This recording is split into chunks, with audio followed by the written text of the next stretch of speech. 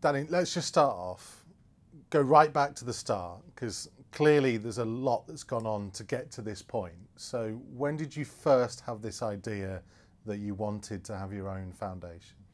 To be honest, it's been about 3 years. I started doing bits and pieces off my own back for the local community, and I was starting to think, how can I push it into one direction where it can have the biggest impact.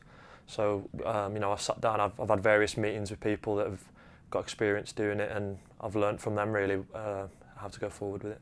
I was out in India in the summer visiting the Yuva camp, which was obviously a big moment, and it was probably that little push I needed to make sure that I got this foundation off the ground, seeing the girls out there.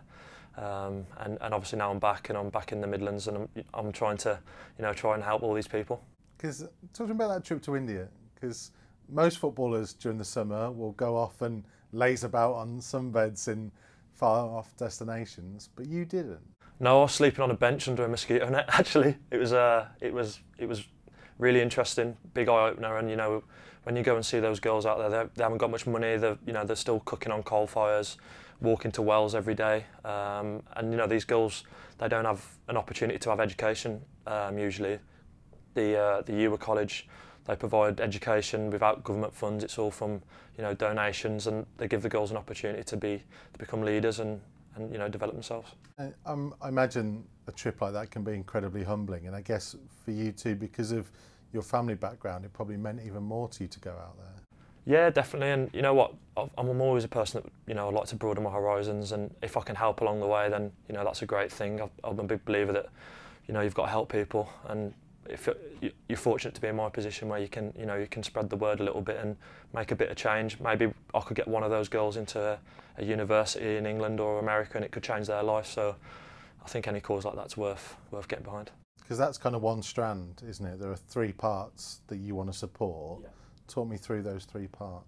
The other one is the YMCA Open Door Foundation in the Black Country. They pay people to rent rooms for vulnerable children from 7 on the evening till 7 in the morning, so that they've got somewhere safe to stay rather than sleeping on the streets. And I think that's a brilliant cause. We all know how serious homeless problem is in Wolverhampton and in the Midlands.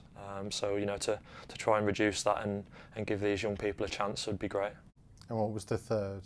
The third one is Football for Peace. I don't know if you've heard of them. They're quite a showcasing charity. They bring together different diplomatic countries and politics through football. So we're going to focus our efforts on their Cities for Peace section, which is based in Birmingham. It's an inner city charity which arrange football matches for vulnerable children in the cities where they wouldn't usually get funding for it, but through that they educate the children on racial discrimination, politics, and all these different things, but use football as a platform for it. So how are you going to grow this foundation? Is this just a case of you putting up money? Are you persuading teammates? Are there other things that you're going to be trying to do to raise those funds? Yeah, we've got some up and coming events that we're going to make sure that people can get involved in and see how they can help. We're going to make sure that everyone can see what we're trying to do in terms of more information about the charities, where the money's going, and we're going to have some really engaging activities going on, which I'd like to get everyone involved if possible. Because I'm sure I read you're going to try and sleep out at Molyneux and do all these other sorts of things. Why not? Homeless people have to sleep out on the streets all the time, so if I can do one night and it will give us money to maybe get 50 kids off the street for 50 nights or something, then that would be massive, and what an impact that would have in the area.